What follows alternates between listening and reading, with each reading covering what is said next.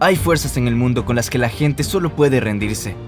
El tiempo no va hacia atrás, la muerte es inevitable, la manzana siempre caerá al suelo.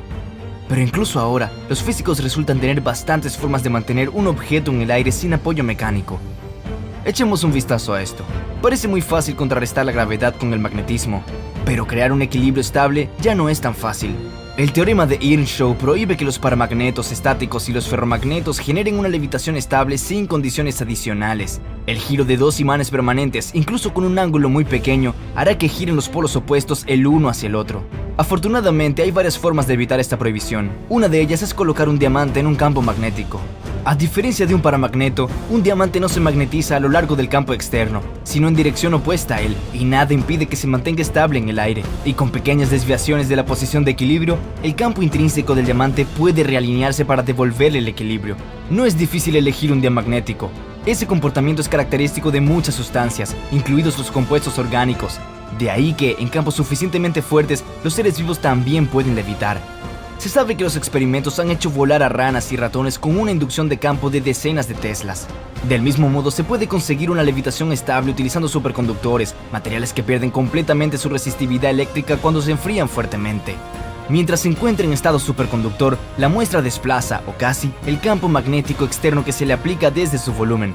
Es decir, desde la perspectiva del observador se comporta como un diamagnético ideal, que no solo se magnetiza ligeramente en sentido contrario al campo, sino como si se convirtiera en el imán opuesto de la misma intensidad. Por esto, los superconductores, en comparación con los verdaderos diamagnéticos, requieren por término medio campos menos intensos para la levitación. Sin embargo, el precio de esta comodidad es que el material tiene que ser enfriado a temperaturas cercanas al cero absoluto para llevarlo al estado superconductor. Y eso, recuerden, es menos 273.15 grados Celsius. Otra forma de crear una levitación estable es utilizar campos magnéticos no estáticos, a los que no se aplica el enunciado del teorema de Earnshaw. Por ejemplo, a continuación se muestra un invento de los años 80, una especie de yugo magnético. Un imán estacionario en forma de copa soporta con su campo un imán giratorio en forma de onda situado encima. Por fin, la levitación puede estabilizarse mediante la retroalimentación, es decir, siguiendo la pista de donde se encuentra el objeto y ajustando la magnitud del campo magnético para que éste sostenga constantemente un cuerpo que está a punto de resbalar de él. Los trenes de cojines magnéticos maglev utilizan este método. Los maglevs no tocan el riel, sino que levitan por encima de él, por lo que son la forma más rápida de transporte público.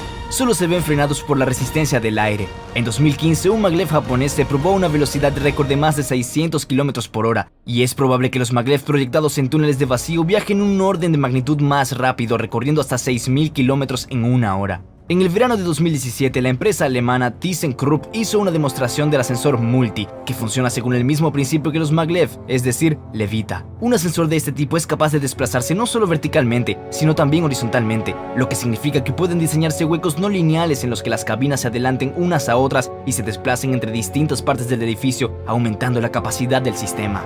Otra forma de organizar la levitación es utilizar la presión de la luz. En 1986, el físico estadounidense Arthur Ashkin y sus colegas demostraron el funcionamiento de las llamadas pinzas ópticas. Si se intenta trabajar con objetos del microcosmos como células, proteínas, moléculas y partículas aún más pequeñas con pinzas ordinarias, es poco probable que el experimento tenga éxito. La herramienta mecánica es demasiado tosca para esto y solo destruirá el sistema estudiado. El científico ha adivinado la sustitución de las palancas mecánicas por un intenso rayo láser que utiliza la presión de la luz para sujetar las partículas microscópicas sin afectar su estructura interna. Para que un objeto pueda levitar en dichas pinzas, el rayo láser se enfoca a través del objetivo de un microscopio. Esto hace que el haz tenga una cintura, una constricción en la que la intensidad aumenta bruscamente desde los bordes del haz hacia el centro. El desarrollo de Ashkin ha sido fundamental para el estudio de muchos procesos biológicos, en particular de las máquinas moleculares.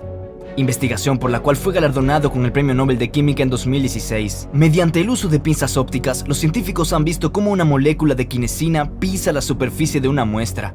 Esta es la misma foto que vemos en redes sociales con el título "Así se ve la felicidad".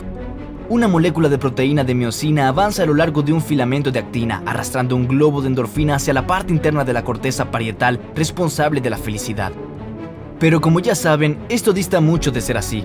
No la miosina, sino la quinesina. Y no por la actina, sino por los microtúbulos de tubulina. Y no una bola de endorfina, sino una bolsa de proteínas de los ribosomas. Y no en la corteza parietal, sino dentro de la célula.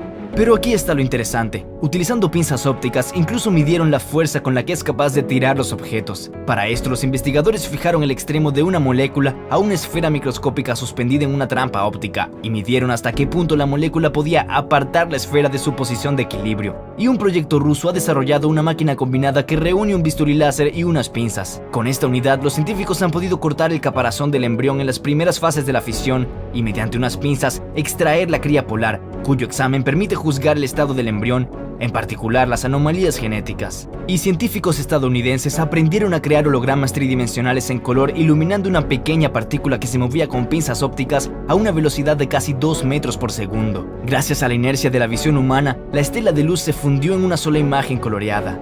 Los autores del artículo consiguieron reproducir un video tridimensional con una frecuencia de unos 13 fotogramas por segundo utilizando el montaje construido. En este caso, cada fotograma estaba formado por más de 16.000 puntos de color, y el parpadeo de la imagen era casi imperceptible a simple vista. Los científicos también obtuvieron imágenes más complejas ampliando la velocidad del obturador hasta 1 minuto. Otro tipo de levitación es la acústica. Cuando las ondas acústicas coherentes con una diferencia de fase constante en el tiempo se superponen entre sí, puede formarse una onda estacionaria, un estado de oscilación en el que las zonas de amplitud mínima y máxima no se mueven y la onda parece congelarse en el espacio. Esto crea zonas estáticas de aumento y disminución de la presión, lo que puede utilizarse para levitar colocando un objeto que no sea mayor que una longitud de onda en la zona de presión mínima. El aumento de la presión a su alrededor evitará que caiga y lo estabilizará con desplazamientos laterales relativamente pequeños. Si se modifican suavemente la fase y la amplitud de las ondas sonoras, se puede cambiar la ubicación y la profundidad de las fosas acústicas y, por tanto, hacer que los objetos no solo cuelguen en el aire, sino que se muevan en el espacio. En enero de este año, unos ingenieros japoneses mostraron un dispositivo en el que un globo guiado por ultrasonidos se convertía en una interfaz de entrada-salida. Los experimentadores siguen luchando ahora con las limitaciones técnicas de la levitación acústica. Hace un par de años, unos ingenieros británicos enseñaron a su dispositivo a doblarse alrededor de los obstáculos, colocando una placa estructurada con cavidades del orden de una longitud de onda delante de los emisores. Esto hace que cada una de las ondas cambie de fase, de modo que cuando se suman, el campo sonoro resultante envuelve la zona cercana a los radiadores. Y poco antes, otros investigadores británicos forzaron la levitación de un objeto mayor que la longitud de onda. Para esto colocaron 192 transductores ultrasónicos en la superficie de un sector esférico y con su ayuda, en lugar de la habitual onda estacionaria, crearon un conjunto de vórtices sonoros en el aire con la dirección opuesta. Esta configuración del campo sonoro fue capaz de sostener una bola de poliestireno de 1,6 centímetros de diámetro, casi el doble de la longitud de onda. Finalmente, un tercer ingeniero británico en la primavera de 2020 organizó el control de la levitación mediante los movimientos de la mano. Su posición fue leída por un sensor de infrarrojos y transmitida a conjuntos de emisores ultrasónicos.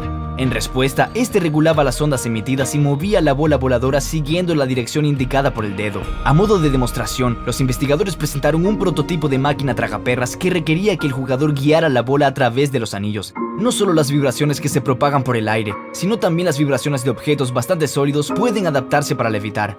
Del mismo modo, se puede hacer levitar una capa de líquido viscoso sobre una capa de aire. Si el soporte sobre el que se coloca el recipiente oscila rápidamente, las fuerzas de vibración resultantes impiden que se formen gotas en la superficie inferior del líquido y este deja de fluir hacia abajo por efecto de la gravedad. En septiembre de 2020, unos físicos franceses descubrieron que no solo era posible hacer flotar un líquido en el aire de este modo, sino también utilizar su superficie inferior para que flotara del mismo modo que la superior, y enviaron pequeñas embarcaciones a navegar por el reverso del agua. La nave invertida reflejaba el comportamiento de los objetos que flotaban de forma habitual en la superficie superior de la masa de agua que levitaba. Bien, como ilustración final veamos algunas imágenes de metalurgia de levitación como esta que aparecía en uno de nuestros últimos videos. Como pueden ver, la levitación se ha convertido en algo casi cotidiano en el mundo actual. Ya se ha establecido como herramienta para el trabajo científico y técnico, como base para el transporte y como forma de entretenimiento. El vuelo del pensamiento humano es imparable y es probable que en los próximos años veamos plasmadas nuevas ideas suspendidas en el aire. O tal vez algunas ideas provengan de civilizaciones del pasado. Nos aseguraremos de contárselos todo. Configura las notificaciones para no perderte nada. Nos vemos en otra edición de Sedición.